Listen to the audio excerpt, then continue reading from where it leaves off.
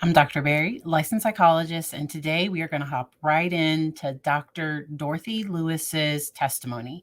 This was incredibly difficult to watch, and I'm a licensed psychologist that understands the things that she's talking about, but the way that her testimony went, she seemed to go off on these tangents and she seemed really committed to being understood and heard. I disagree with some of her opinions, and experts can disagree. And I'm not an expert on this case. I am a clinical psychologist. I did not assess Letecia, so I can't speak to her mental state. But the other mental experts, and I will link my video that I did with their testimony down below, they seem to approach it in a different way. And it's my understanding that she just did an interview. And this was 14 hours of just recorded interviews, and there were no tests given. And let's just hop right into the first issue where they're bringing up the fact that she's not licensed in Colorado. So, and the circles you're talking about is the field of psychiatry, is that right? Yes. Okay. Now, are you licensed to practice medicine in the state of Colorado? No. Are you licensed to practice psychiatry in the state of Colorado? No. Are you licensed to conduct forensic examinations on defendants charged with criminal cases in the state of Colorado? I believe I'm recognized as an expert and permitted to do that, but I don't have a license in Colorado.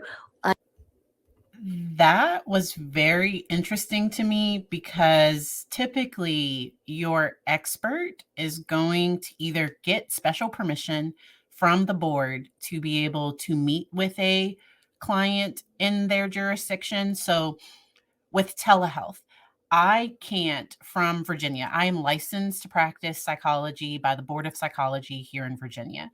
I can't meet with somebody who is physically in North Carolina or California that is out of the state of Virginia, because that state, wherever the patient is, for my board, for my licensing, it's where the patient is that matters. Now, I can be in Florida, I can be in North Carolina, but my patient, my client has to be in the state of Virginia.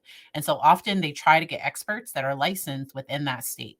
Within the Johnny Depp trial, they got all Virginia experts to assess because they were going to be testifying in Virginia, and the people, they had to come out to Virginia, and they managed all of those things. Or the expert, it's my understanding, even the expert that came down, I think in that trial from New York or something, that those assessments were conducted in the state that the individual was licensed in. Correct me if I'm wrong, but I'm almost positive of that. I know Dr. Curry is licensed in Virginia. Let's keep going. I've tried to maintain, for the most part, maintain licenses where there is reciprocity. And all these states where I have mentioned, I'm not licensed in each of them, but usually on the basis of places where I've for years, I continued having a California license, a New York license, and a Connecticut license. And as the expert, it is on the expert to make sure that they have the approval to be able to practice within that particular state, because she conducted a psychiatric assessment of Letecia. And so I'm going to skip ahead to where she starts talking about I'm going to skip ahead to where the lawyer starts asking her if she understands the laws in Colorado. And that is extremely important. And to understand the laws in Colorado, I would want to look that up myself. I wouldn't only rely on the defense unless they were providing me with the actual law. I'm consulting with a neutral lawyer. I wouldn't only rely on the defense to give me that explanation. Don't we all understand why? Like, do I have to say why? Like, I think we should all get it. Move to a new area. When's the last time you've been qualified as an expert in the field of forensic psychiatry? I am not a forensic psychiatrist. What fields have you been qualified in the past then? In psychiatry. When's the last time you treated someone as a psychiatrist? Oh my goodness. In the past year. Okay.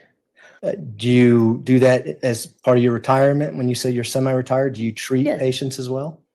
Yes, on occasion I will, sure.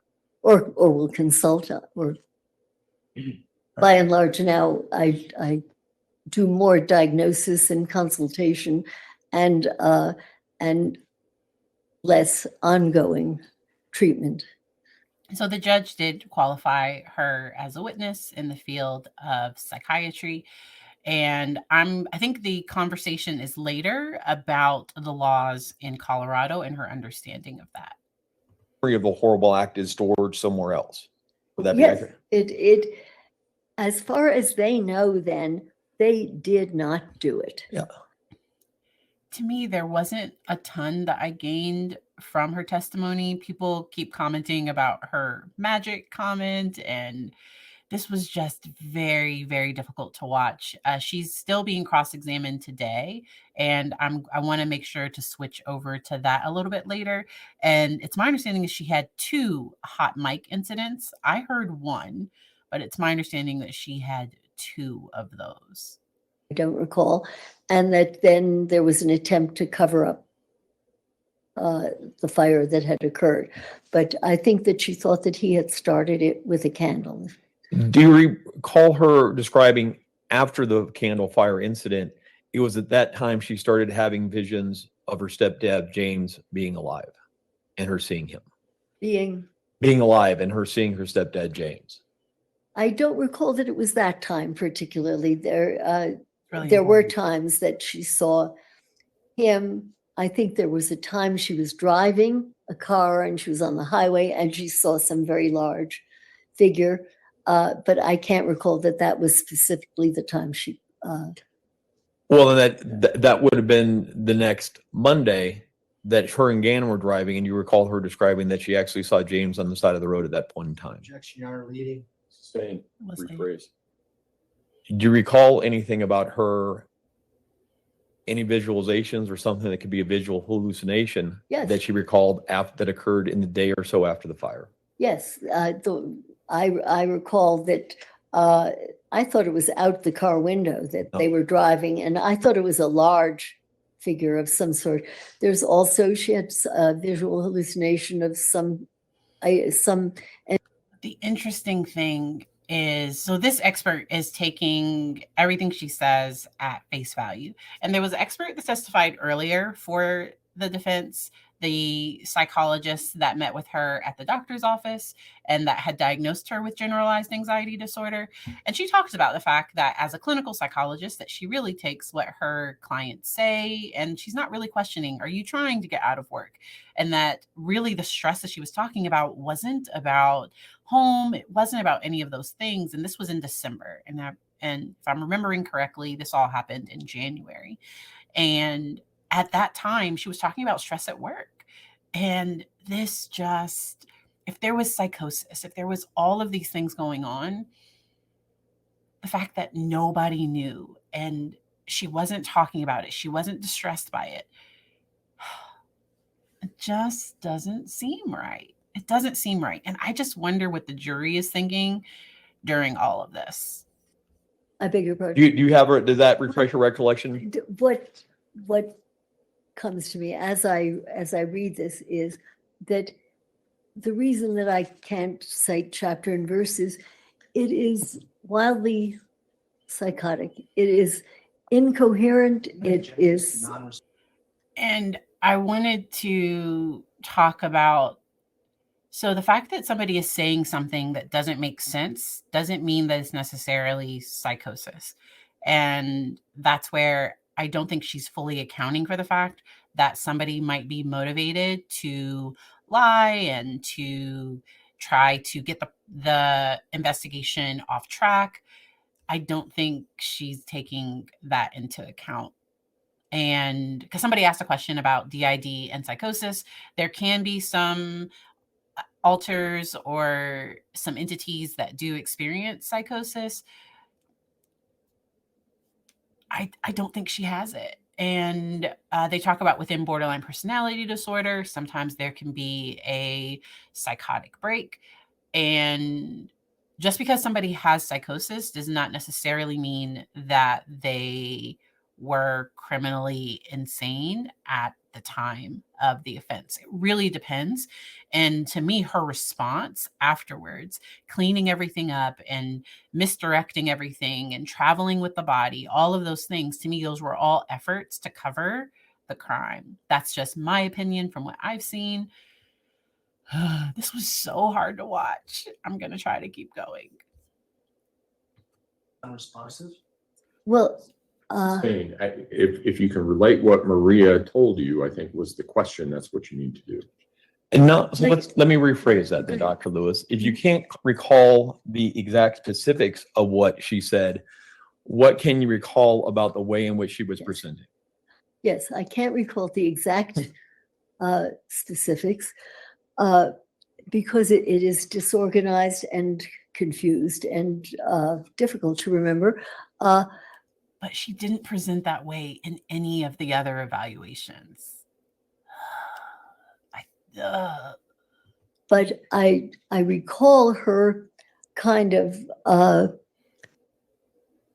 reassociating all over. And she talks about her grandmother and family shooting things out the window and always needed people to guard funerals.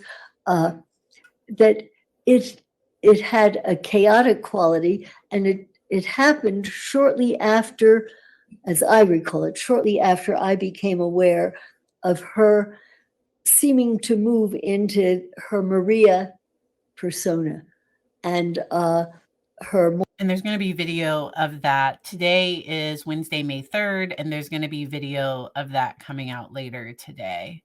I am going to move ahead a little bit to the cross.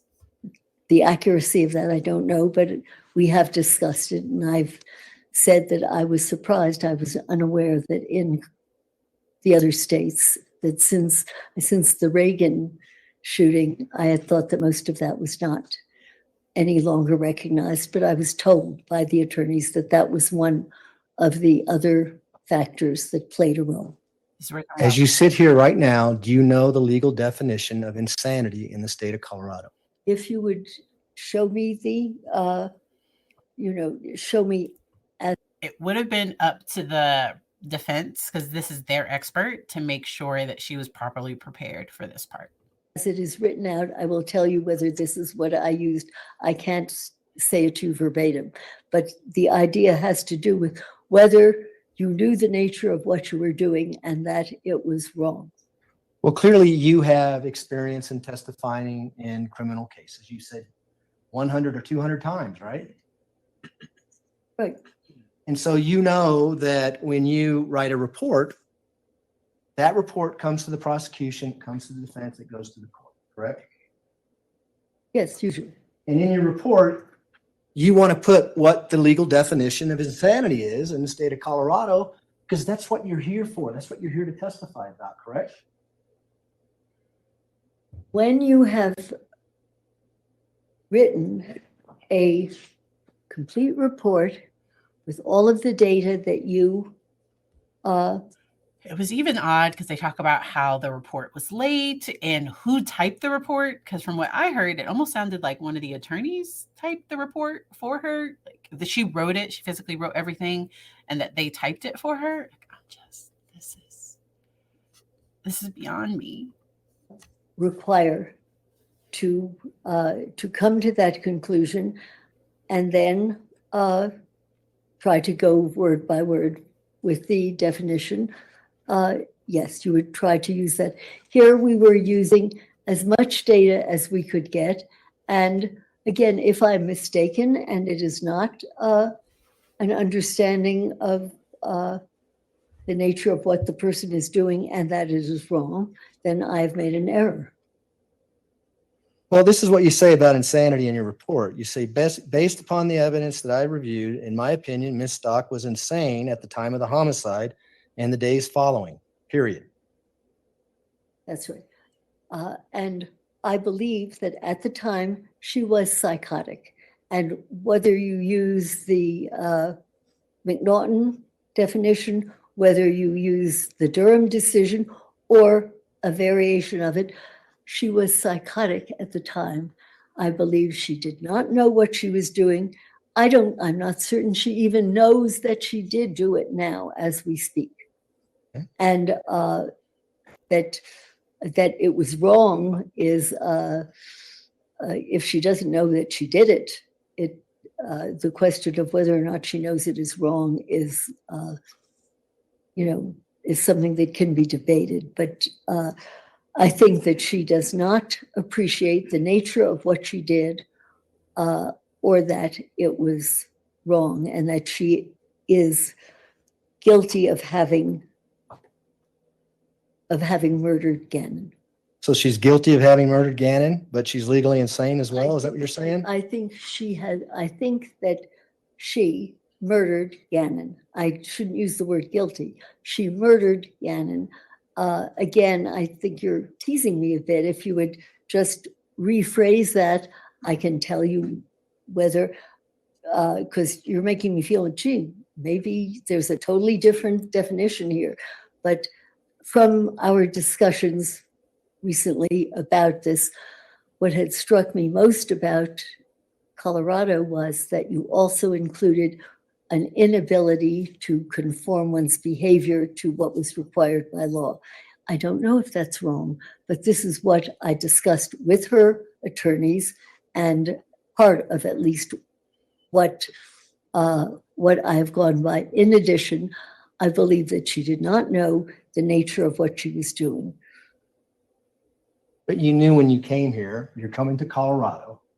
You knew that your opinion would be applied to the law in Colorado. And you knew this jury here would be listening to your opinion to see if what you had to say made sense with the law. Yes. You've done that to 100 to 200 times, correct? I would guess, And yeah. I've read your other reports. In your other reports, you define what insanity is in that particular state, and you explain in your report why you think someone was legally insane at the time based on the law. Why did you not do that in this case? I would have to look at the definition, and I'm sure once I look at it, I can tell you why I did not use the exact words that perhaps are there. What a reason why in plain English I did not, I believe she was insane, is that she is psychotic. When someone is psychotic, they are out of contact with reality. They do not know the nature of what they are doing, whether it is right, wrong, or indifferent. And she is and was psychotic, and therefore she was insane. If you wish to give that a different flourish or something different about it, I very much doubt that what I'm saying to you will conflict with what you're saying. Is there some reason that her being psychotic and not knowing right from wrong or what she was doing, that this is not insanity in your state? She has to know that. Did you write this report, doctor? Of course I wrote the report. I wrote, this is not a complete report. I wrote, I wrote it, sent it, and had it typed. Yes. Typed it. I cannot tell you who typed it. Who'd you send it to? I sent it to Mr. Tellini. What did you send to Mr. Tellini? You have them. And I'm asking you a question, doctor. What did you send to Mr. Tellini? I sent him a brief report. Initially,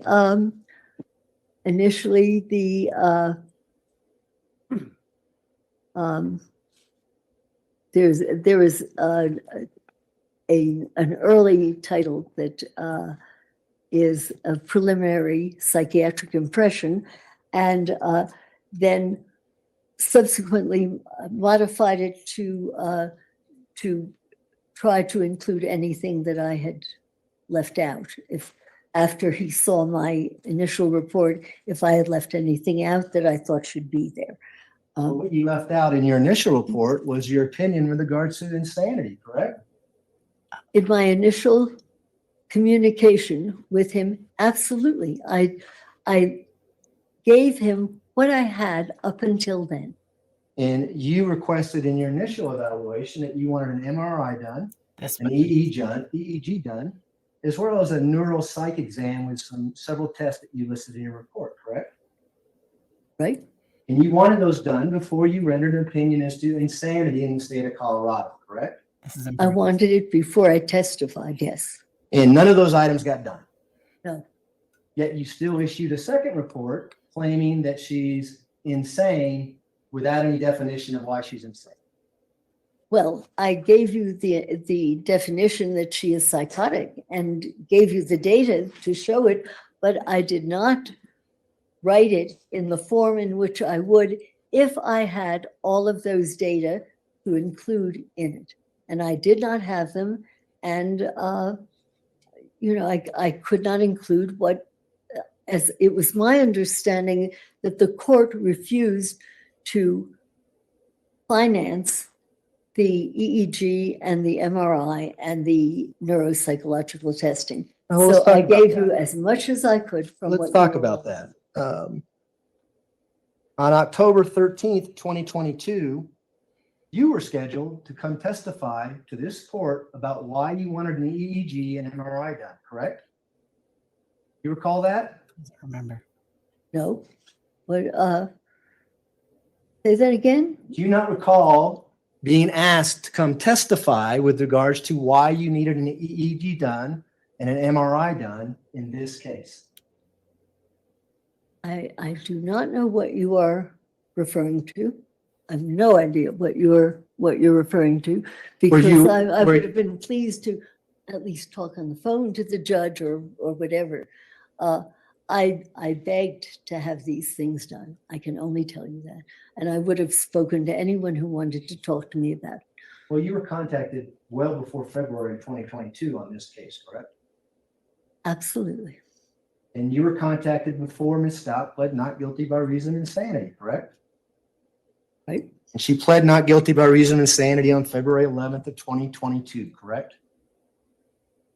I'm assuming your dates are correct. Yeah. And you didn't do anything on this evaluation until November of 2022? I worked as hard as I could to get these. In fact, I called the neurologist for free, Dr.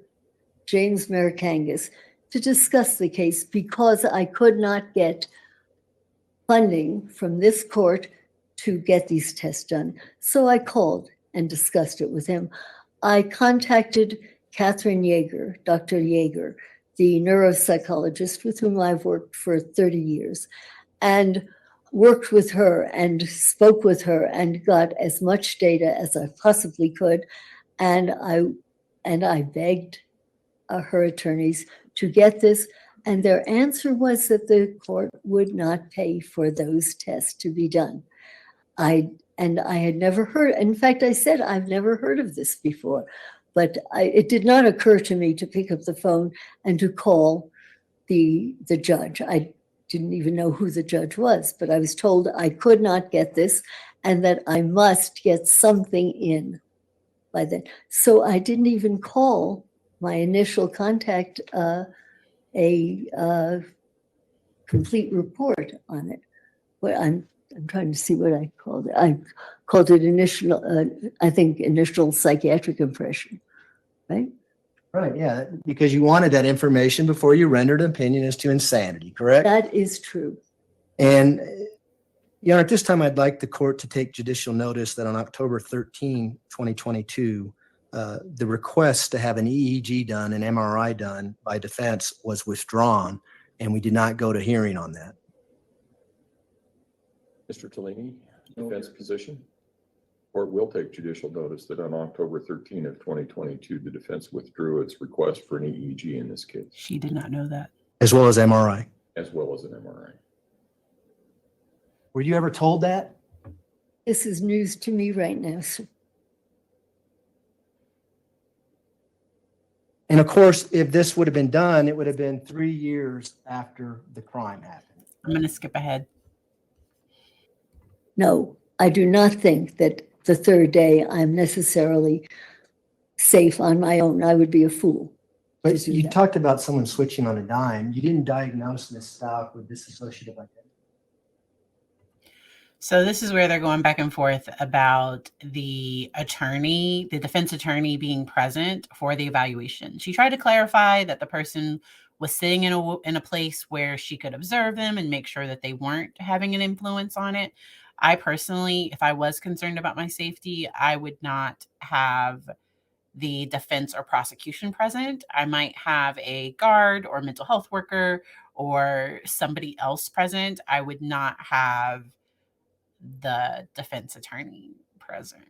2023. Why were you concerned about her switching on a dime if you hadn't made a diagnosis yet? Because I don't know when I come and see a patient what the disorder is. And there are other disorders in which someone can switch on a dime. And, or you could say something stupid or the wrong thing. And I'm going to skip ahead again. And this was the end. And I did a short about this part. Step down. what do you make of that? He lied. Thank you. You may all be seated. Record should reflect the jury has left the courtroom. So Why don't we? if we can.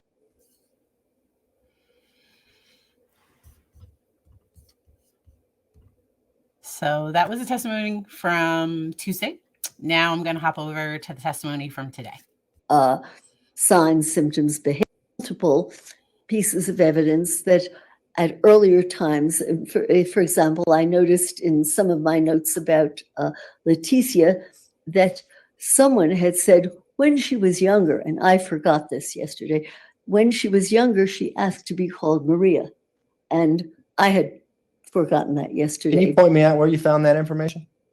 I'd have to look through all of this, but I can later if you like. I'll find it for you. It's just a note that I took because I thought it was interesting. But what was it in an interview or where did you get that note? I, as I say, rather than take up the time of the court and look through all of this, I will find it for you. But I just noticed it in the past maybe several hours or so.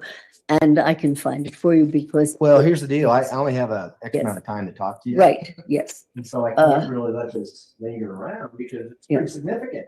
I think so, yes. I'm sorry, I can tell you though that I came upon it in the past maybe 12 hours or so.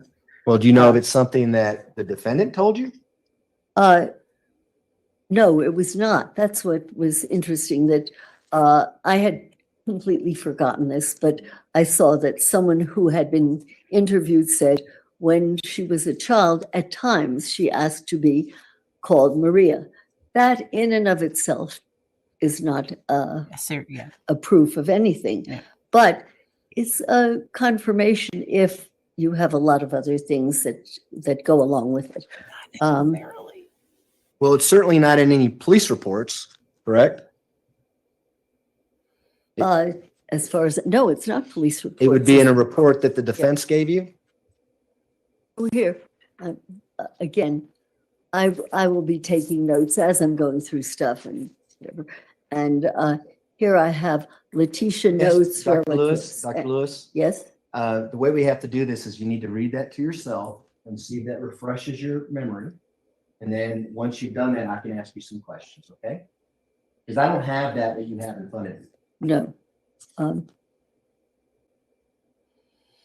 Unless she's going to enter that as evidence.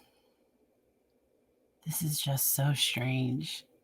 So very strange. So glad that I get to talk with y'all about this. My partner does not watch this stuff, and so I get to share these thoughts with my community here. Again, these are simply what I took and labeled Letecia notes from relatives. Can't tell you exactly who, but here it says, Letecia called self Maria Sanchez as a young child. And I have a little explanation when saying retrospective malingering, because that, you don't do that. At 12, you don't call yourself Maria because later on you're expecting to do something where you're going to have to make some sort of excuse. Retrospective malingering. so this is what one of her relatives had told us, that that she called herself Maria Sanchez as a young child. This came as a surprise to me. I had not recalled it, but I was skimming it, and there it was. And Dr. Lewis, you've testified hundreds of times, and you know that you need to turn over your notes and everything you rely on as an expert to the prosecution, don't you? Is that a question? Yes, it is. No. When You have I obligations as an expert to turn over all the information that you use in formulating your opinions, correct? Well, when I am sitting taking notes over different things, I do not necessarily even keep everything. I jot down something that I think may be important later, and I noticed that I jotted this down. And it's so important that you found out about it last night. You came in and decided to tell the jury about it today. Is that correct?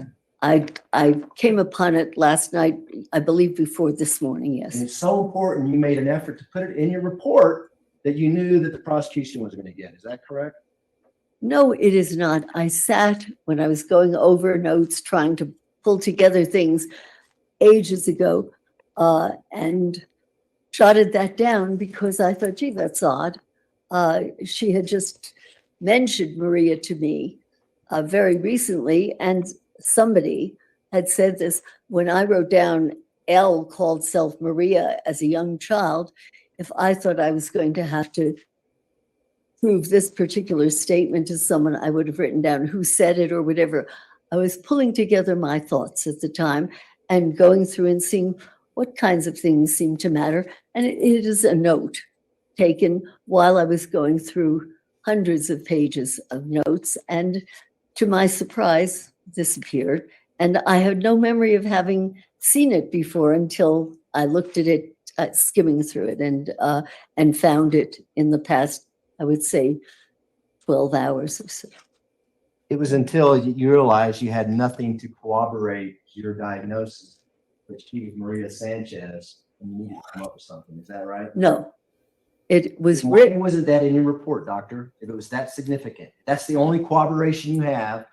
Why is it not in your report? It is not the only corroboration that we have, sir. This is an observation as you go through hundreds of pages of notes and you see something there that you hadn't expected. And so I'll jot it down and think, gee, that's kind of interesting.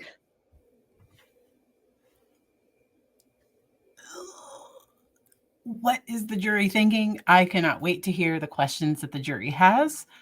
I am gonna skip ahead. Like I said, some of this is difficult to watch. It really is. I'm gonna skip ahead. Her husband, Al Stout, had never seen any signs or any evidence that she had different personalities. I can't comment on that because people's ability to recognize things, the ways in things the ways things are asked make a difference. So I can't in general say, yes, this matters. No, it does not. This is interesting. Well, Somebody let knows. me before you go off on another tangent, let me finish my question, okay? You consider that there was no evidence by family members that she had no patients that she had dissociative. That is significant, or any significant mental illness. That specifically, Yes. I did not think about that specifically because different personas are either recognized differently because of the sensitivity of the observer, or they don't occur in that setting, and they occur in another setting. And it doesn't help your diagnosis of dissociative identity disorder, correct? Is that why you don't consider it? No, it's interesting that they did not notice this. It may even be one of them who said this, who said, no, I never noticed anything different. And yet, one of these people said that I think we got what she your called note herself says, that. doctor. Okay. Well, that could well be one of the people who said, I never noticed she was different, but, sometimes she called herself Maria. So that you're open to whatever comes your way. You try to jot down what seems important, and then you try to pull it together later. But there is no one thing. that will say, oh yes, this person suffers from DID or does not. There's, there's a whole constellation of different things that you look at, that you consider, and no one thing that matters particularly. Let's talk about something that matters to you that you put in your report, okay? You had Ms. Stout drew, I forget the name of the test, where they draw the clock and they have to put the hands of the clock. What's the name of that test? I don't know, I call it clock. We'll call it the clock test. Is that all right with you? Yeah. So you had her perform the clock test and she did horrible on it. Well, she did something that I've seen before on with like older patients who have been actually demented, and I actually consulted Dr. Marikangas about it and others because it looks as though there is some kind of a defect in the ability to see certain areas. She did it just fine. And so that everything was crowded into one area. And I have seen this in patients with dementia, and dementia can be caused by many different injuries. So that I was surprised. The other thing that is surprising is that I didn't know quite what to make of it. I knew there was something unusual, and I had asked her again, would you do this again? And she did a much better job of it. And then I remembered I jotted down L because when she had done something with her right hand, and then I hadn't asked her to change hands at that point, but I wondered, why are these different? And one with the left hand had been done one way, and with the right hand another way, so that she functioned differently. And also I forgot to mention before that in yesterday's testimony that Dr. Lewis pointed out the fact that she got her degrees online, almost as a way of kind of minimizing her doctorate and everything. And yeah, but let's keep going. she functioned differently at different times, which puzzles me. This is partly why I very much wanted to consult a neurologist, because I don't feel that I am familiar enough, skilled enough, trained enough to say this is a section of the optic area that I think is functioning differently at this time. But did the thought ever cross your mind that she could be faking it, just wanting to have you have the opinions you have? Pretty easy, right, to mess up the hands on the clock. She didn't mess up the hands on the clock. She created one section of it. I didn't know until relatively recently that this was typical of certain people with brain dysfunction in certain areas. No, it did not occur to me that that was faking something, because afterwards, when I said, would you repeat this? Would you do it again? That she did a better job on it. And this is still a puzzle to me. And if I had the proper consultation, I would have discussed it with neurologists and tried to figure out, because the optic pathway is a very complicated pathway in the brain. It turns upside down, it moves back and forth, and a neurologist is far better equipped to say, this is where things seem to be going wrong. Did you know that she had performed that test before? I did not know whether she had or had not. Had you reviewed the state hospital reports, both the competency evaluation and the insanity evaluations, correct? I'm not sure at which point, but I am not aware. I'm not aware of having seen that. That was kind of my last minute thought. Is there anything I can do that might show me any neurologic dysfunction of any sort? And so I said, oh, would you please draw a clock for me? I didn't tell her which hand. I tend to just put something down and they pick it up. And I was staggered at what I saw, because it's a specific dysfunction. It isn't like trying to mess something up. It was in part of it. And then when I asked her to do it again, she did it better. And doctor, I understand that you want the jury to hear what you have to say, but if you can just focus on my question and just answer it, okay? Brief. Did you review any prior tests that Ms. Stout took with regards to this clock test that you've been talking about? I don't recall seeing another clock test at that time prior to what I had done. No. Okay, if I can just have a second. He's going to find the test where she did it just fine.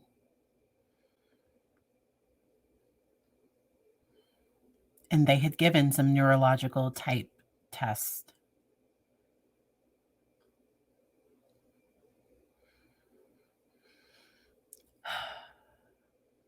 Y'all. Let me know your thoughts in the comments. If you like this content, go ahead and do the For YouTube the clock things. test that Dr. Torres did. That's what he's looking for. Something else.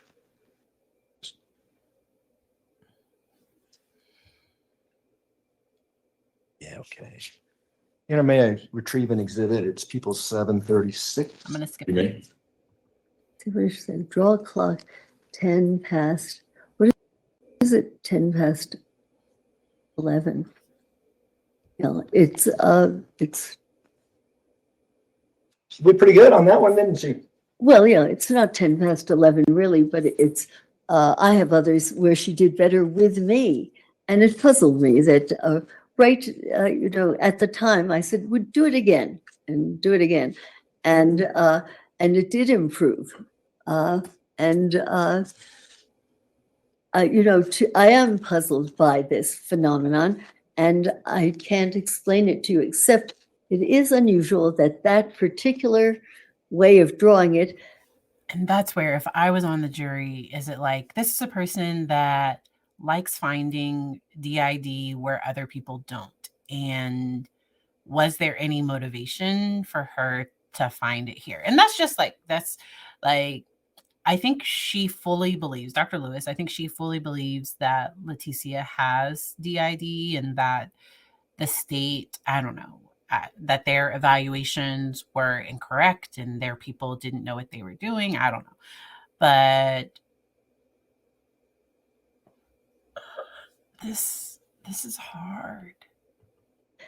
Has been found in individuals with severe brain damage, actually. Well, and we were talking about insanity, doctor. We're talking about the time of the crime, correct? We're talking about brain function at the time of the crime, and So a test that was taken closer to the time of the crime would be more accurate as to what the brain function was happening at the time of the crime. Is that correct? not necessarily. So brain functions change over time? Yes. Like change after you plead not guilty by reason of insanity? And before and during. It changed there. I was with her. And when she produced this, that was kind of my last fling at seeing, is there any sign of organicity? And then afterwards, when I asked her to repeat it for me right then and there, she did a better job. And then I kind of looked and I marked that she had been using her left hand and then her right hand, or vice versa. And sure, it varied right then and there. And I can't pretend to tell you exactly why. I think that with the assistance of a neurologist, we could at least have an idea of what was blocked off during part of this. And okay, I'm going to stop you again, Yeah. doctor, because we're getting away from what the question was, okay? On direct examination, you indicated that a bookcase fell on her and she had to go to the hospital and she had a head injury as a result of that. Do you remember saying that yesterday? I remember reading it, yes, and saying it. Yes. And that happened close in time to the crime, before the crime. I think it's I don't remember if it was close in time. It was a while back when she was teaching. Colorado, correct? I don't remember where or the date, but you would have to tell me. It's misrepresenting the evidence. She was questioned about what case it fell in 2011 as supported by the medical record. It's up to the jury to make a determination regarding whether or not any question or representation by an attorney misrepresents the evidence. The objection's overruled. Let me ask you this. You know that she was examined 2 days after the crime for head injuries, correct? I'm not aware of how she was examined or by whom then right after the crime. I would have to look at it if I saw it, to refresh my memory. Would it be significant to you if you saw that? I would have to see what it said. It depends on what it said and how it said it and what they had done. So it could be. It could be. Well, if she was examined by a sane nurse and the sane nurse was feeling her head and examining her head for injuries, would that be significant to you and your determination that she may have a head injury? If it were there, it could be significant. However, you don't necessarily feel on the outside what happened. If you shake something head, there are little hemorrhages that occur in the brain. You would not feel that if you examine. Now, sure, if something hits you on the head, you like to feel, because there will be a bump, but you can get a far more severe head injury by just doing that. And you can actually kill an infant. skip ahead. Not deliver. I'm going to skip ahead a little bit. This is so hard to watch. Doctors, psychologists, psychiatrists look for evidence of psychosis at the time of the crime in making those decisions, correct? They look at it over a spectrum, but they do certainly look at it then, and they look at a lot of other things besides psychosis. But yes, one of the things that people look at are the signs, symptoms, behaviors of psychosis. Psychosis is not one little phenomenon. There are many different kinds of psychoses and signs of it, so that you're talking about such a broad topic. I'm talking about them all. Any signs of psychosis is important when you're doing a sanity evaluation, correct? Certainly. As I've said, insanity is many different things, and it depends. And insanity. Okay to agree with me, doctor. Well, no, all that I'm saying to you is you've given one layperson's notion of what insanity is. And, you could have given another story and I would have agreed with it, or whatever. Sure, it's a possibility. Okay, I'll take the possibility. Okay.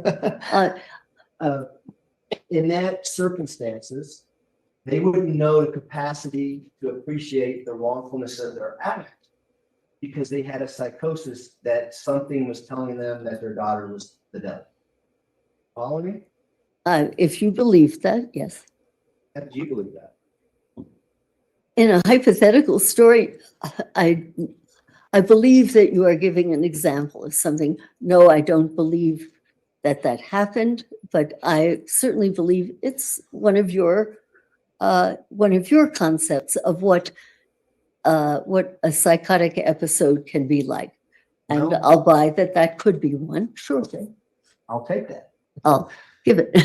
The other, to add that hypothetical, because the individual didn't appreciate the wrongfulness of his actions, he wouldn't do anything to hide the body.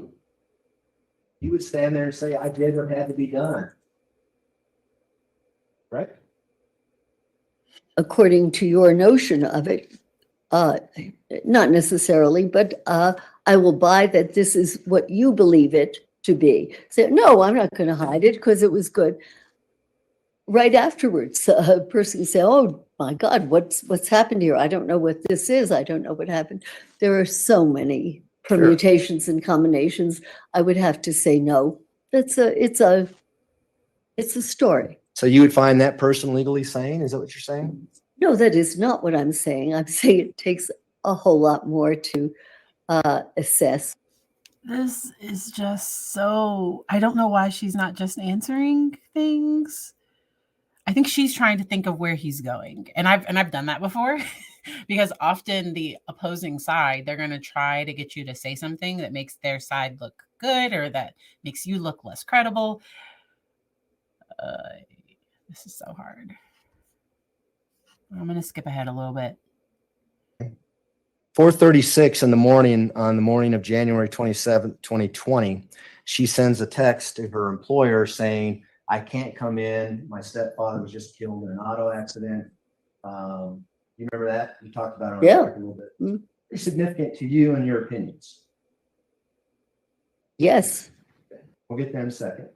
Do you remember the rest of the text string? The rest of the text, if you remind me, I can tell you if I remember it. I don't know what you're referring to. Paraphrase, how's Yeah. that? So the boss returns, later in the morning because she's not up at 4:30. She says, just let us know what we can do for you. Let me know when you can come in, words to that effect. Yeah.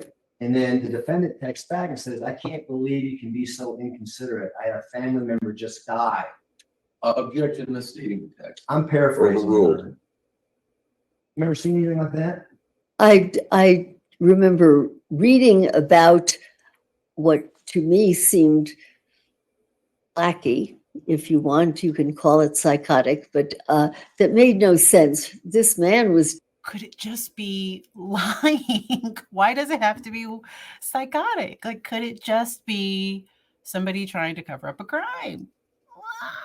Dead, I think, for 8 years. And to call in and say, she clearly was not thinking clearly or cogently or accurately. I mean, And she was legally she insane. it was one of these ridiculous kinds of excuses that a person of her intellect would not be expected to volunteer. There's but not inconsistent if somebody has some personality dysfunction. You'd almost say a stupidity about it, but she's isn't stupid. There's something let me wrong stop you, doctor. with how she's describing this. Could it be that she just didn't want to go to work that day? Could that just be out of the realm of possibility? Unlikely, but possible. And she had other things to do that day? She didn't want to go to work? I think it's unlikely. And you also know that her stepfather actually died in 2004, correct? I know he died for 8 years, I believe, prior to this. Well, let's do the math. I'll go by your math. Okay.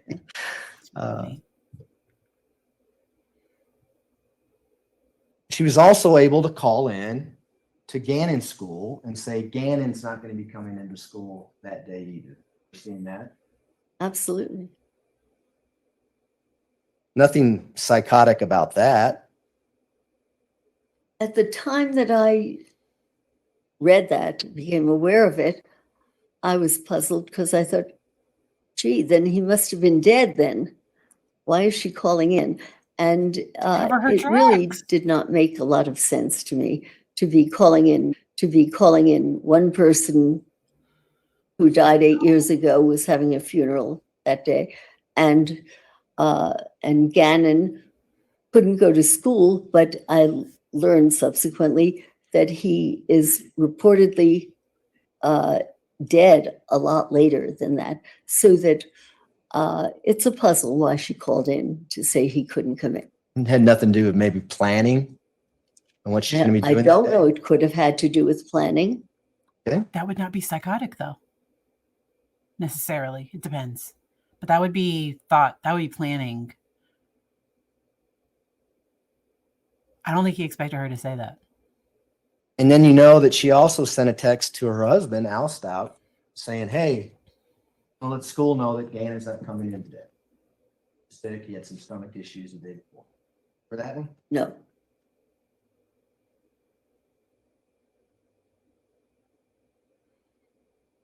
The stepfather, you said that was psychotic or evidence of psychosis. I don't know what you're referring to, sir. The Could fact you? that she calls into school and saying my Oh, yeah, stepfather there we go. just died. I think it's peculiar, it's bizarre. I'm not sure what that was all about, what she was thinking, why she did that. The attorney. It doesn't make sense. It's a bit of a leap to call it psychosis right now, but it doesn't make sense. It doesn't make logical sense. Does it make sense that she may circle back to that at a time where she wants people to feel that she's mentally ill, blame it on her stepfather because it's on record that she's already talked about her stepfather dying? Does that make sense at all to you? Doesn't make sense to me, no.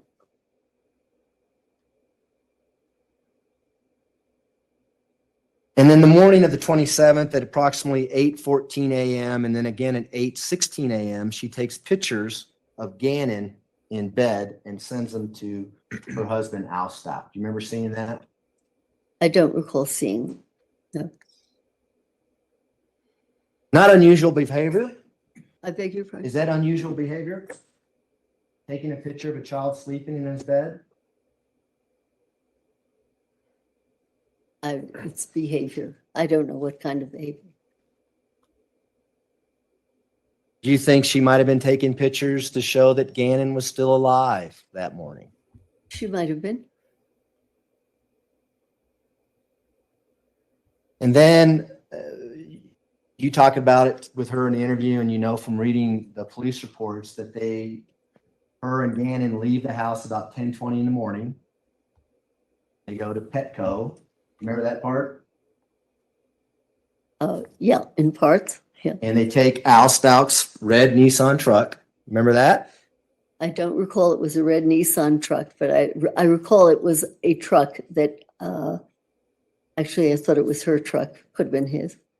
And you can actually see Gannon walking to the back left passenger side, rear left door of the truck and get in. Remember seeing that video? I don't recall seeing it, but I may have read other people saw it. I just don't have a clear memory of that particular film. Now, in the video, you can see the clothing that Gannon's wearing. You see sweats with a white stripe going down them. You remember seeing that? As I told you, I don't remember seeing that particular thing. But again, the equipment I had was not clear, and there was no one there with me to say this is what we're seeing now. So that, but I don't question this, that there was that there's, it's peculiar that here he is walking around, and if I understand correctly, she had already called the school and said that he could not come in. Is that? Yeah. Yeah. Absolutely. He's homesick. She's home because she's telling people that her stepfather died, and they decide to go shopping. Playing hooky. Oh, was that buying cat toys? Was it? I forget, something like that. Needless to say, Gannon's wearing the same clothes that he was found in under a bridge on March 17th, 2020. They leave that morning. I believe you. Now, at the time that she drives that truck around and goes to Petco, does she have the capacity to know right from wrong? I don't know. That's a leap where, if you can't talk to the person and you don't see more, I don't know. You talked to her. Did you ask her that? I don't recall asking specifically, did you know right from wrong at this point? I don't know. And I don't know the answer to that. Would it be a stretch to say she did know right from wrong? The fact that she was able to go to Petco, run errands, and come back later that afternoon with no tickets, no accidents. That she knew right from wrong then? Sure. That's part of insanity in Colorado. I don't know. I would think, having called into school and having said that this child can't come in, and then taking him on a field trip to Petco, that she really did not have a good idea of what she was doing or why she was doing it. And I'm not sure that the idea of right from wrong is applicable to this just particular episode. It's wacky, but it's... Is she legally insane at the time she's driving to Petco with Gannon? I don't know. I think you would have to, I would have to know a whole lot more. If you don't know a lot more, can you come in here and say that she was legally insane based on her driving the Petco with Gannon? I can't say because I don't know enough about it.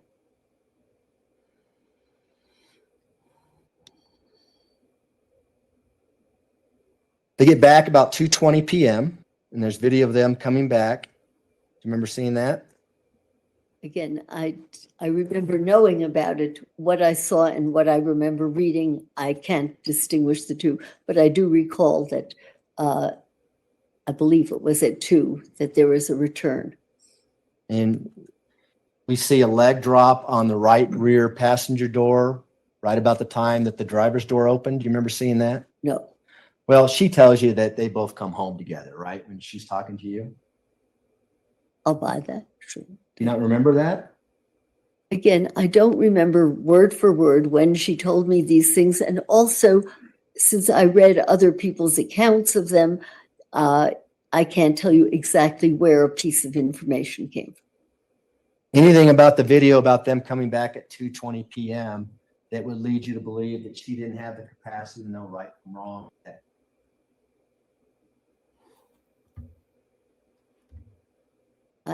It's a tough one to say right from wrong versus that she didn't know what on earth she was doing. And I'm just asking if she had the capacity, if she was able to know right from wrong. I believe I that's don't know legal that. definition. You know from the video that they sit in the truck for approximately 30 seconds as the truck is there before the doors open? No, Is it unconceivable that they might have been talking to each other no, or not, or arguing with each other? or not. The autopsy report. You've read that, right? Right. The autopsy report tells you a lot about how the killing took place, does it not? I think so. And the autopsy report tells you that there was at least 18 cut wounds and stab wounds. Right. And a lot of those were defensive wounds on Gannon. Some, yeah. Some on his hands. He was fighting back, right? As far as we know, yes. Is there indication that whoever did that had the capacity to form the intent to kill?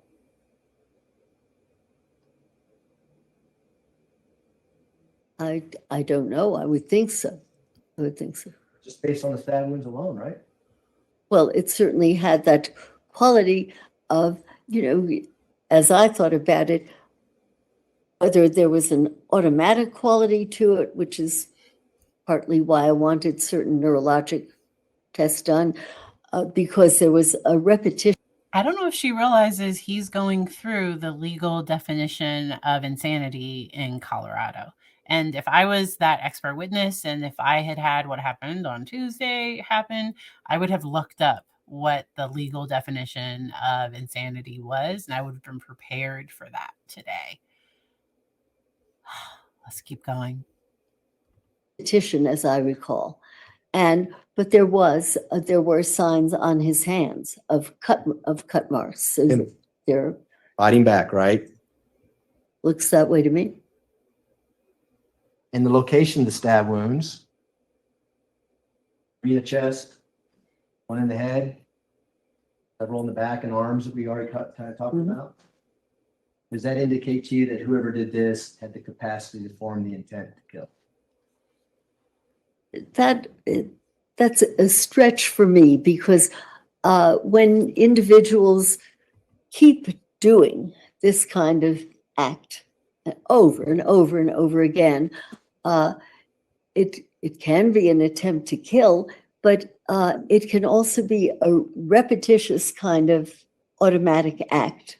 And not having been there, and I don't know what the state of mind was, whether there was a kind of an automatic going about this, or whether there was a real, gee, I haven't killed him now, I'd like to kill him.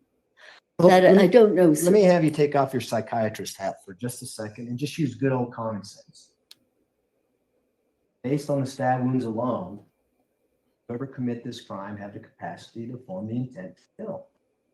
I cannot answer that for the reason that I've just told you, that I don't know whether the person was automatically doing something which, with certain types of complex partial seizures, occur, where a person just keeps, they may do something not at all violent. They may button and unbutton their coat. They may turn a light on and off and just keep doing it. There's And no they may evidence of just that. keep doing that. Or they may say, not dead yet, I want to kill them. So that I don't know for sure what was going on in the head of But you're giving an the opinion person about it. doing this. I Okay, can well, only let's say there are at least two possibilities. let's move on from the stab wound. Yeah. Fact that there was blunt force trauma, i.e. some sort of object was used, caused 4 head injuries, one of which crushing Gannon's skull, causing skull fractures. Right. The fact that another instrument was retrieved and used. Once again, this is very painful to watch, and some of this is getting descriptive, and I don't know that she's going to change anything, so I'm going to skip ahead a little bit. I don't think that's evidence that she knew right from wrong. We don't even know whether she knew what she had done. I don't think that that's evidence she knew right from wrong. What about, is it evidence of psychosis?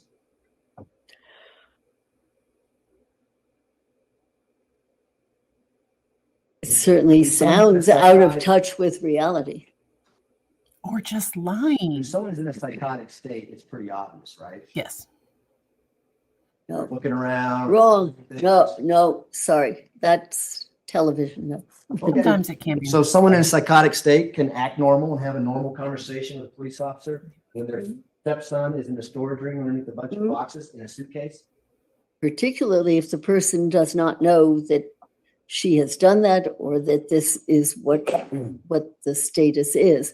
That, we don't know what, but there's something really odd about being in that a very calm sort of state.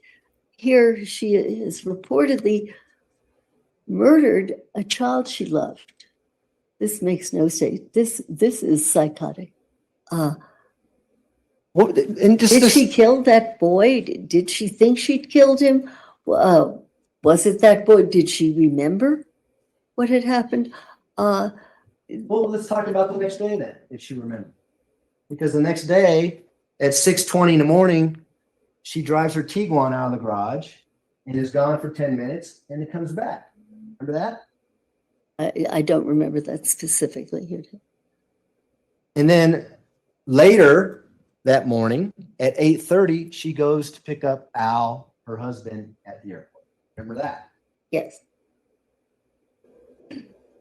I don't feel qualified to conclude that.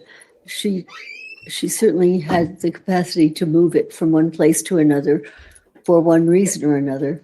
And certainly it would seem to be for keeping it a secret of some sort.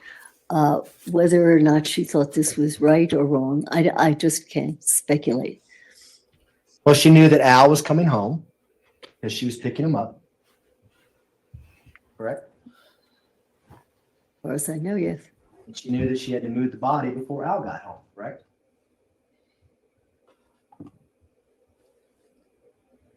Perhaps. The body was hidden, so it could have been hidden somewhere else. Yeah. And she knew she had to rent another vehicle because Gannon's body was in her Tiguan, correct? I know she rented another one and it was in the T1, yes. She thought this out, right? That's planning. Yes, Rational thinking? that's a leap. Thinking, yes. Okay. Goal oriented. I don't Is know. she psychotic when she's making these decisions to rent a car and leave the body in the Tiguan at the airport?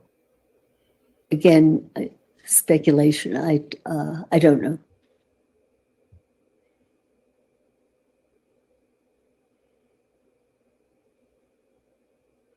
We're now into January 28th, 2020. Al and her go home in the rental car, the Kia. You remember reading about that? Yes.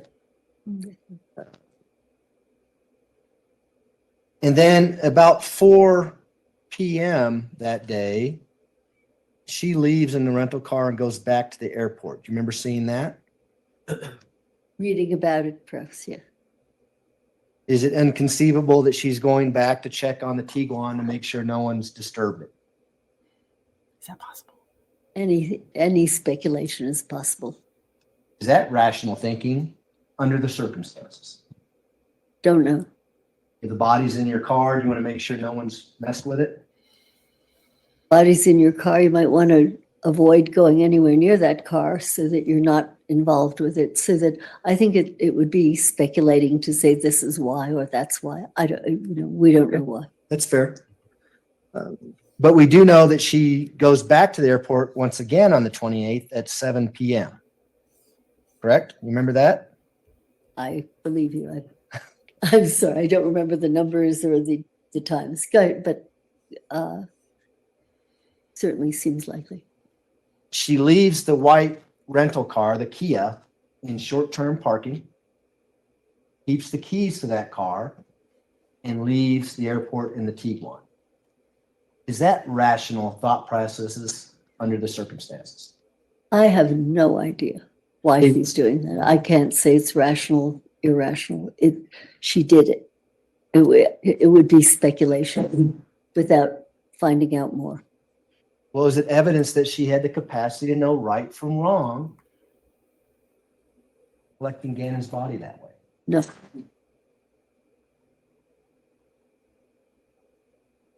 She takes the Tiguan and leaves, puts her phone on airplane mode, and drives for several hours. And we're mapping her on her Life 360 app. Do you remember seeing that? No, I recall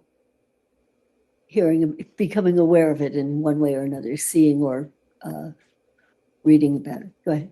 And as she's doing this, she's texting her daughter, Harley, don't open the door. Don't talk to the police. That kind of thing. That evidence that she has the capacity she knows something was wrong. Again, it suggests that she has the capacity to know that that she could be in great trouble if this were not hidden. Right from wrong is such an abstract. It's hard to comment on that. Certainly, if she would have stayed with Gannon's body in his bedroom, that might be some good evidence that she didn't have the capacity to know right from wrong. Didn't think it was wrong to kill him, right? Again, that's one interpretation. And of course, that didn't happen here, correct? That she stayed with him? Right. She did not stay with him. Because what she does is she eventually drives her Tiguan up to Palmer Lake, which is a small town north of Colorado Springs. If you're not familiar with it. She finds an isolated spot, drop the suitcase off on the side of the road. That evidence that she had the capacity to know right from wrong and trying to hide the body again. Again, she had the capacity to know that she needed to hide the body. I don't know. I can't move on to yes, she knew right from wrong. That again, it's an abstraction, and I can't comment on knowing right from wrong simply from that. Is that evidence that she's suffering some kind of psychosis? The fact that she goes to an isolated spot to hide the body? Maybe, don't know. Is it also evidence that she may not be suffering from psychosis? The fact that she knows to go to an isolated spot? Okay, so I thought they were going to get into some more of the videos to specifically question some things today. I think today's going to be long. I think they're probably going to be cross-examining her for a while more. Wow, just wow. I'm going to skip ahead and we are going to see where things go from here. And I'm also interested to see if Letecia is going to testify. Will she or won't she? I wouldn't recommend it. I don't think it worked well for Alec Murdaugh. I don't think it would work well for her. But sometimes individuals with narcissistic traits, especially if she feels it's not going well, because I do think that Alec Murdaugh testified because it was hard for him to hear everybody talking about how negative he was, and he wanted to try to leave a good impression with the jury. I think he thought he could do that, and it did not work at all. And so we'll see. Y'all, today, so they are on a 15-minute break right now, and I am going to finish up this video. It is 3:52 Eastern, and this was right after Dr. Lewis pulled out more documents. I'm going to play a portion of that, but this just, they're going to bring back the other experts again. I'm not sure if I'm going to cover those because honestly, I think the other experts are going to do a great job. I might cover the verdict, possibly. We will see. But if y'all have questions, please let me know. So we are going to hop into the video where they show her switching. We'll see that. I will mention that there were some issues when they were trying to, once Dr. Lewis is back on the stand, because she has some mobility issues. I believe she's in a wheelchair, so she's not able to go up and down. So she's not really at a mic. The sound isn't great right there, but we will keep going. For them. And if people are hurting with elderly people, and people are always doing this to people, this is what I'm going to do. And when people are inside your home or inside my home, I'm going to protect them. Do you understand that? Just understand that. But you don't want to think about everything.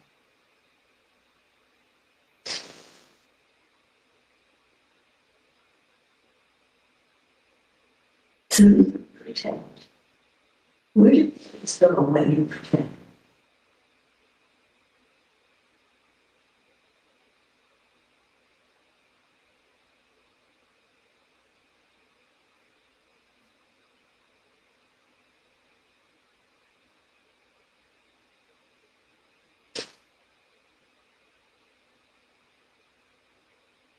Can you look at me again?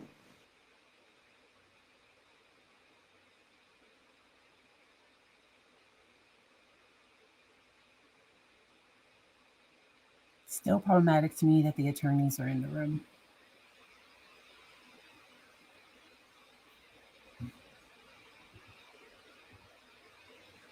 Do you know where?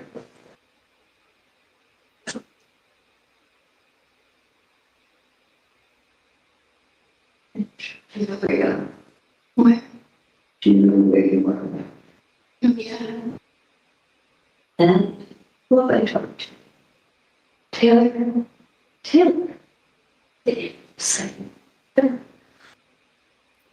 gives a reaction to it.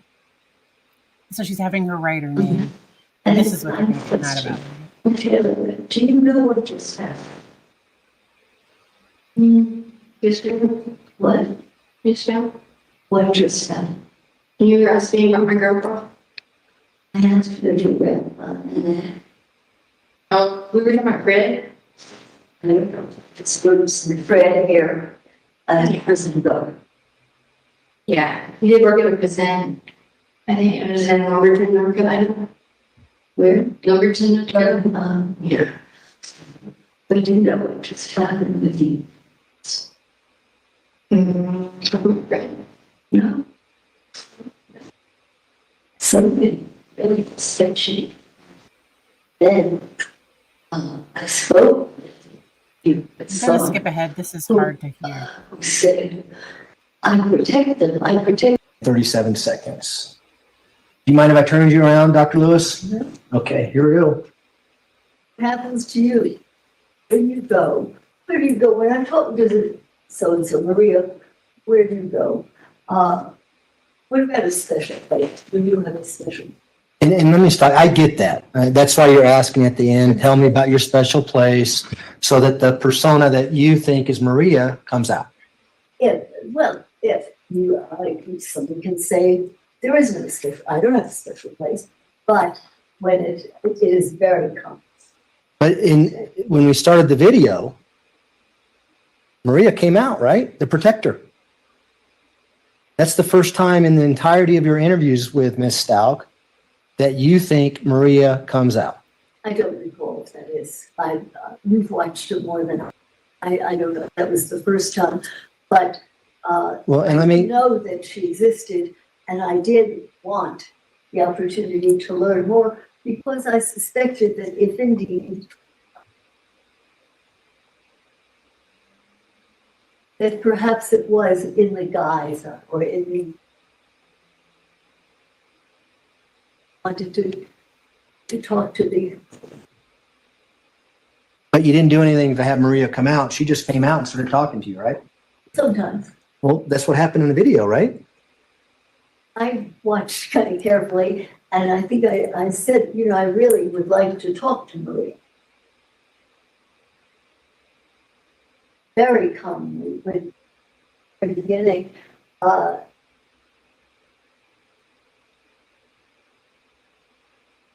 And was that the Russian accent that we heard on there that you were talking about? I don't know, that appeared, and I'm not sure whether that is typically real or it's an entity or it's a combination. These are not well-defined, well-distinct. Well, she said she's the protector, and you followed up and said, hey, we just talked to the protector. And then Well, she said. she said, can I finish my question, please? And then she said, well, yeah, Maria's my protector. Yeah. And then I'm Taylor. That's what she just said, right? That's right, yes. And there was no accent when the protector was on there, right? Right, She was speaking just like she speaks all the time. Okay. yeah, Um, I'm not sure what the point was. the point is she didn't have an accent when she came out as Maria. That's the point, right? You're not dealing with logic. It doesn't have, it does, this is not a total different unit. Not a consistent person who remembers it or who you would always be a certain way. How do you know she's not fooling you? How do you know that? Well, watch, listen, see what is consistent, see what isn't. Is there any benefit? Yes. So far, speaking with a Russian kind of accent, not really Russian words. Advantage, disadvantage, something. Well, here's the benefit. Let me explain it to you, okay? You want consistency in your persona. If you want to say Maria comes out and speaks in a Russian accent, she should come out and speak in a Russian accent. You should have. Is that logical? Your logic. It is not logical. Okay. They are as logical as dreams. So you handed her a piece of paper and asked her to sign her name. Yeah. What happened to that piece of paper? Thought that I had anything that.